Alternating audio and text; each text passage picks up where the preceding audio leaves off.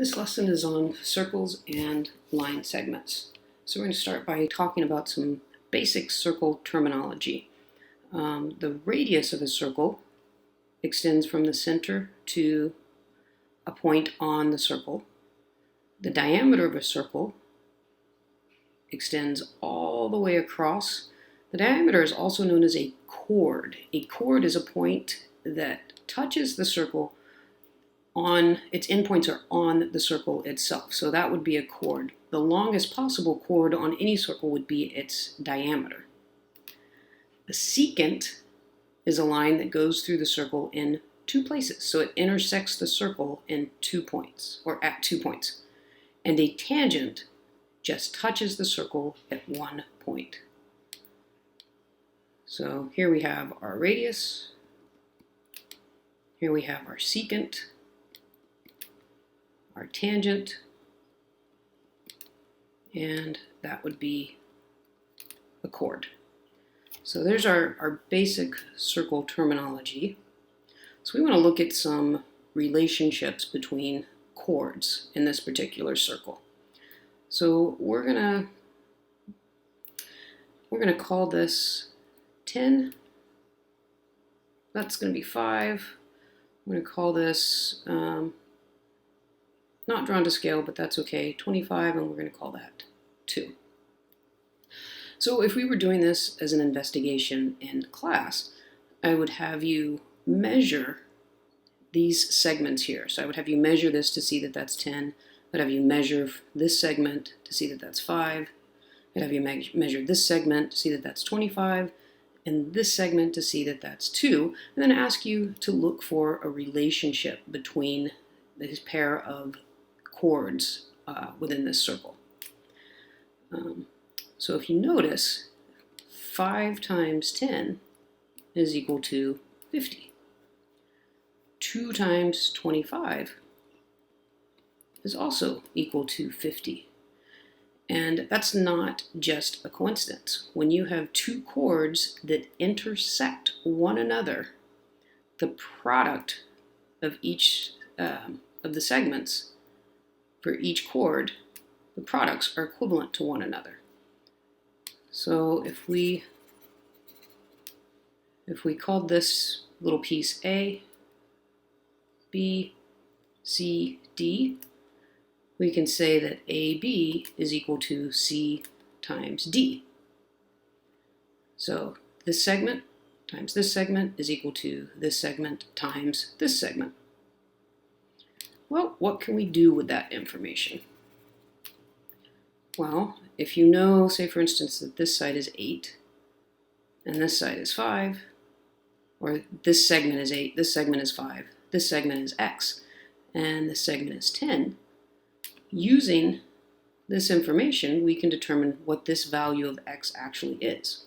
So we know that we multiply the 2 segment pieces that are on the same chord together. So 40 is equal to 10 times X. And then we can solve the equation for X. We divide both sides by 10, so X equals 4. All right, so now we have 2 secants of a circle intersecting outside the circle. So just like when we had 2 chords intersecting, we noticed a relationship. There's also a relationship when we have 2 secants intersecting outside of a circle.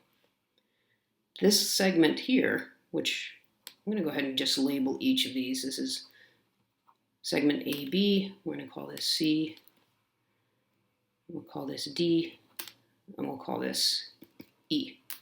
So the relationship that happens here, the product of segment AB times AC, segment AC, which means the entire segment. So now we're looking at this little piece multiplied by the entire piece. So segment AB multiplied by segment AC. That's equivalent to segment AD times AE. So AD times AE. So if this is 2 and this is 5, this piece, the product of AB times AC would be 2. And here's a common misconception. It's very tempting to multiply it by 5, but our equation here has us multiplying by AC, which is actually 7. So that's equivalent to 14. So if this piece is 3, so we know 14 is equal to 3, so AD is 3. We could figure out the value of AE, this entire segment, that's going to make that statement true. So I would divide both sides by 3.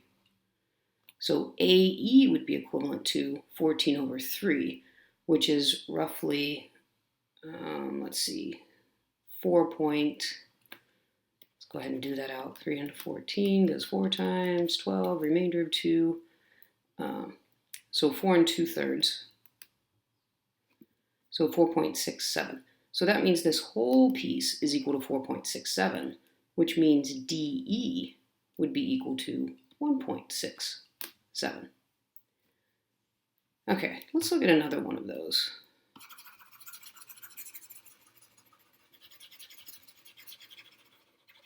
Yes, I could have made my eraser a little bit bigger. There we go. Okay, so again, let's look at this relationship. Segment AB times segment AC is equivalent to segment AD times segment AE. So if this is 5, and this is 6, and this is 3, and I said let's find segment DE. So that's this piece right here.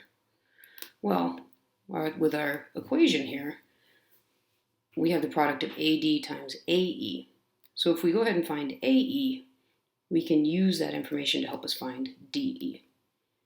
So AB is 5 times AC. Again, it's so tempting to multiply by 6, but you have to multiply by AC, which is 11. And that's equal to AD 3 times AE. So that gives us 55 is equal to 3 times AE, segment AE, sorry. Divide both sides by 3. 3 goes into 55. 8, 24, 18 and 1/3 times, or 18.33. So this entire piece is 18.33, which makes this piece 15.33. I just subtracted 3 to determine this side here.